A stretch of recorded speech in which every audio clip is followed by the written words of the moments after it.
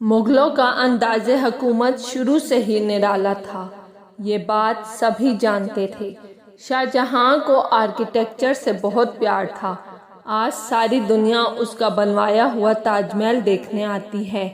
ہمایوں نے اپنا وعدہ پورا کرنے کے لیے سلطنت ایک دن کے لیے نظام سکہ کے سپرد کر دی تھی،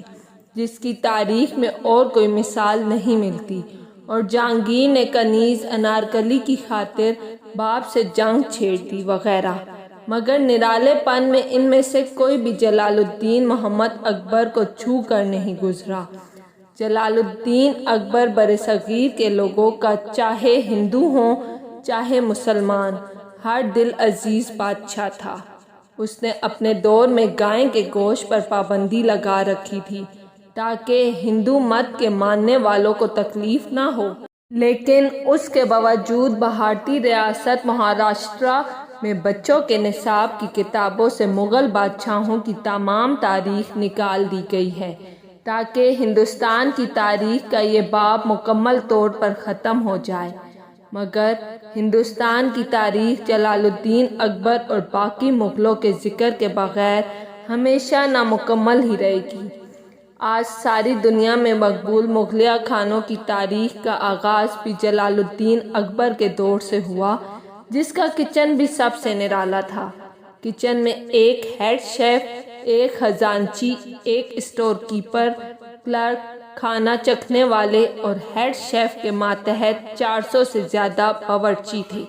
جن کا تعلق انڈیا، فرانس، مصر، عرب، یورپ اور دنیا کے اور کئی حصوں سے تھا، اور ان کی ذمہ داری طرح طرح کے پکوان تیار کرنا تھا۔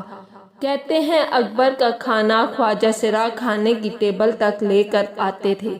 جن کی قیادت کچن کے شاہی افسران کرتے تھے۔ بادشاہ کے کھانے کا انتخاب شاہی طبیب کی ذمہ داری تھی، جو کھانے میں ایسے کھانوں کو شامل کرتا تھا جن میں ادویاتی خوبیاں شامل ہوں۔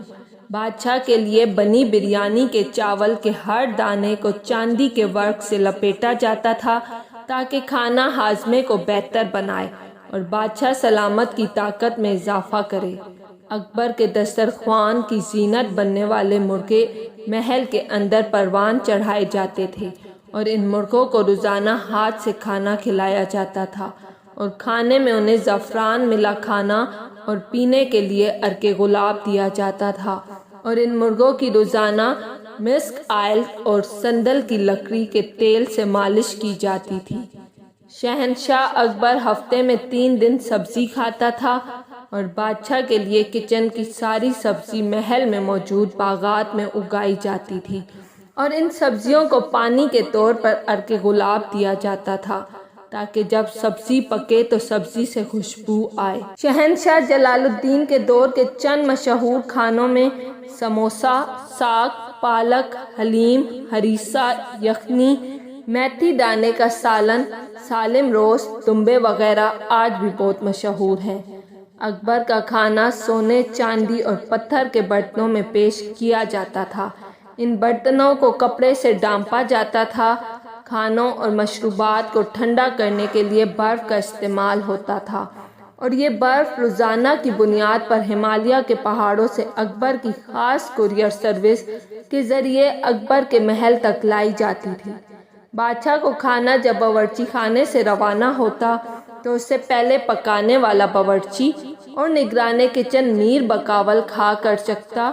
پھر میر بقاول کھانے کو سیل کر کر اس پہ اپنی مہر لگا دیتا، اور کھاتا لکھنے والا کہ کتنے برتن کھانے کے اس کا اندراج کھاتے میں کر دیتا۔ کھانا لے جاتے ہوئے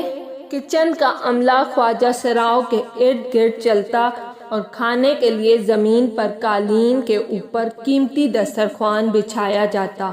اور جب کھانا بادشاہ کے سامنے پیش کیا جاتا تو اکبر کے کھانے سے پہلے میر بقاول کھانے کی سیل کھولتا اور اسے ایک دفعہ پھر چکھتا۔ جلال الدین کو خوف تھا کہ اسے زہر دے کر مارا جا سکتا ہے، اور اس خوف کی وجہ اس کے دادا ظہیر الدین بابر تھے، جنہیں زہر دینے کی کوشش کی گئی تھی، اور اس کوشش کے بعد مرزا بابر نے سیکیورٹی کے لیے کئی اقدامات کیے تھے اور اکبر کے دور میں سیکیورٹی میں اضافہ کر دیا گیا تھا۔ اس کے بعد آئین اکبری میں مسالوں اور کچھ غذاؤں کی اقسام کا ذکر بڑی تفصیل سے کیا گیا ہے۔ اگر آپ کو میری ویڈیو پسند آئی ہے تو لائک اور سبسکرائب لازمی کیجیے گا۔